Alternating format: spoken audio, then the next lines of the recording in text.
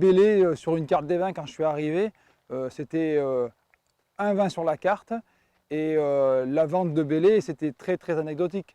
Aujourd'hui, les clients nous réclament Belley. Donc ça y est, c'est un nom.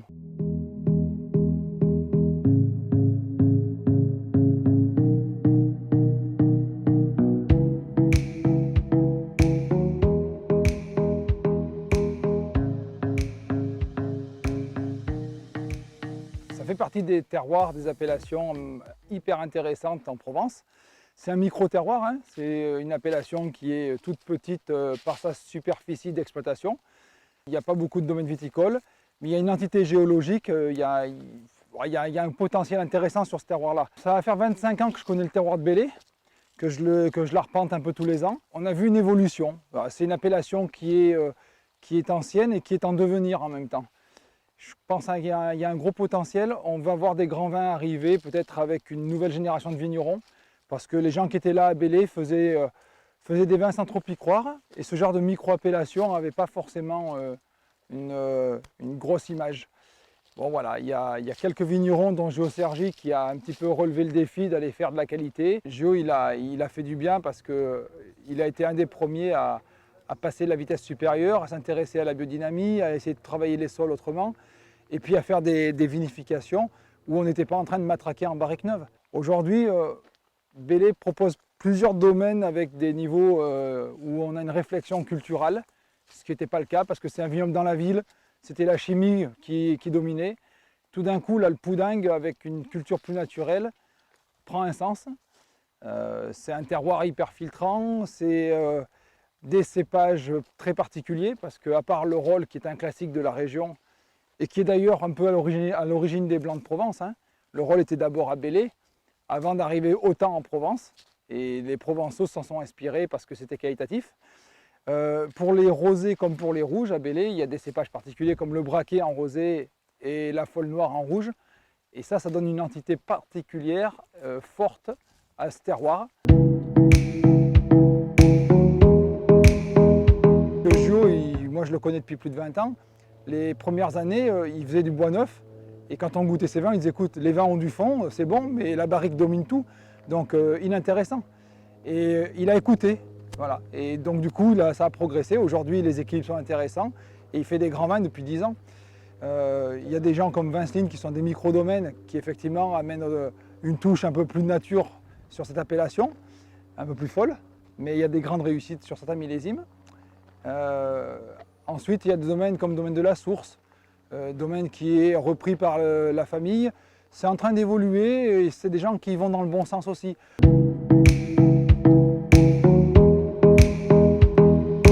C'est aussi un style de vin, la Folle Noire, même le Grenache de Belley.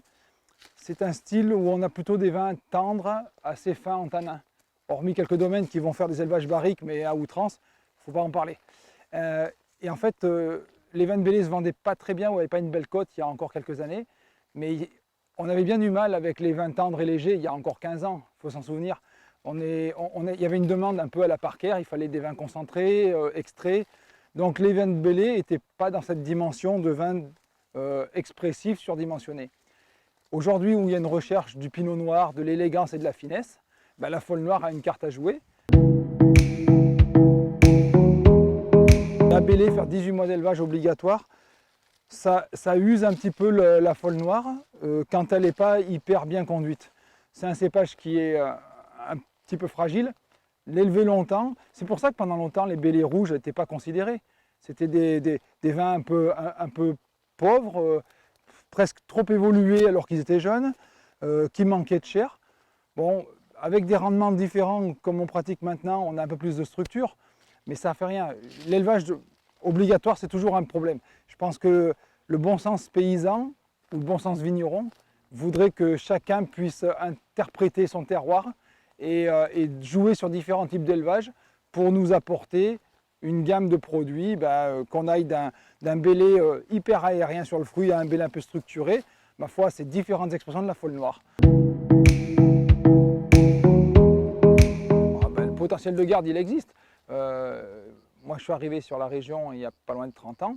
À l'époque, à Belley, alors on goûtait des vins un peu dilués, des rouges qui ressemblaient presque à des rosés. c'était un peu fané, mais on goûtait des vins qui avaient 15 ans, et ils vendaient des vins qui avaient 7-8 ans, et c'était fréquent de trouver des vins. Donc il y avait une évolution intéressante dans des registres très aériens, hein, mais il y avait déjà un potentiel de garde alors qu'on avait des rendements un peu élevés, que c'était productiviste.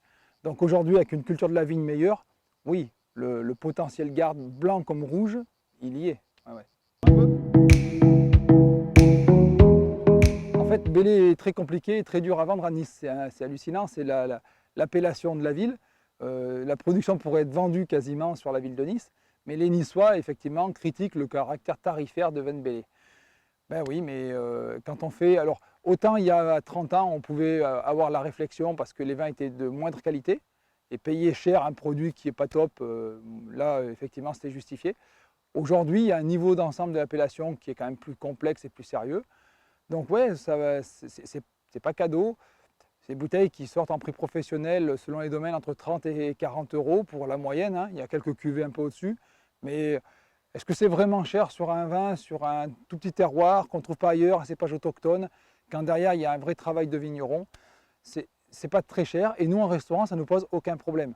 Aujourd'hui on a une clientèle d'Europe du Nord, ils préfèrent dépenser sur une carte des vins 80 ou 100 euros parce que en gros c'est le prix que se vend un joli Belley sur une carte des vins, mais le client préfère dépenser 80 ou 100 euros sur le meilleur des Belley qu'à 80 ou 100 euros avoir un premier de Bordeaux.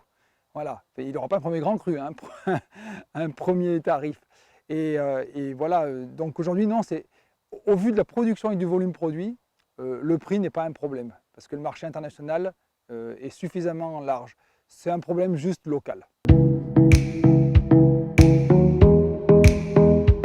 devrait l'avoir encore plus si les vinifications, les levures ou les élevages étaient un peu moins présents dans certains domaines. Donc on pourrait avoir une uniformité de terroir encore plus marquée. Mais le poudingue, c'est quand même un truc très particulier. Il suffit de monter à Belley par la route et de voir qu'ils ont fait des coupes pour aménager les routes qui montent sur la colline. On a des façades de 15 mètres de haut, il n'y a pas de béton, c'est coupé directement, à peine incliné, et c'est tellement compressé par le temps entre ce sable et ces graviers que c'est compact et que c'est un vrai béton. Et c'est vrai que ça c'est assez unique parce que c'est filtrant, c'est quand même d'origine marine, donc il y a des sédiments, il y a de la minéralité, il y a des poches de calcaire, d'argile plus basse qui permettent quand même de faire une rétention d'eau. Ouais, c'est un terroir qui est fort, qu'on retrouve dans plusieurs vins, et je trouve que c'est plus lisible sur les blancs aujourd'hui que sur les rouges, parce qu'il y a encore des vignerons qui s'entêtent à faire des élevages un peu trop poussés. Le jour où tout le monde aura compris qu'il faut laisser le terroir dominer l'élevage, enfin en tout cas le terroir dominer le vin, il y a encore matière à progresser à Belley. Mais effectivement, on a un sol qui est peu fréquent en France, hein. On ne trouve pas beaucoup ce type de terroir.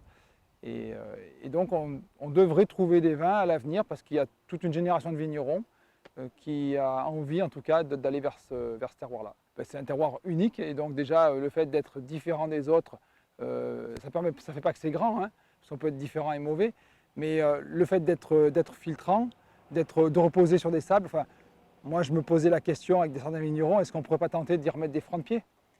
Parce que c'est un terroir, je ne suis pas certain que le phylloxéra y soit très présent. Donc on a tout mis sur porte-greffe parce qu'à un moment donné, c'était comme ça qu'il fallait faire. Aujourd'hui, il y a une réflexion différente et de retourner sur... on voit les enracinements très profonds. Comme c'est filtrant, l'eau elle descend, les racines elles suivent. 15 mètres à Belley, un enracinement, c'est juste normal. Donc ouais, c'est un terroir qui va aller puiser dans les sous-sols des minéraux et qui va avoir, si la culture est bien faite, par son climat, parce qu'il est en altitude quand même. Il est front de mer, mais il est haut, il est venté.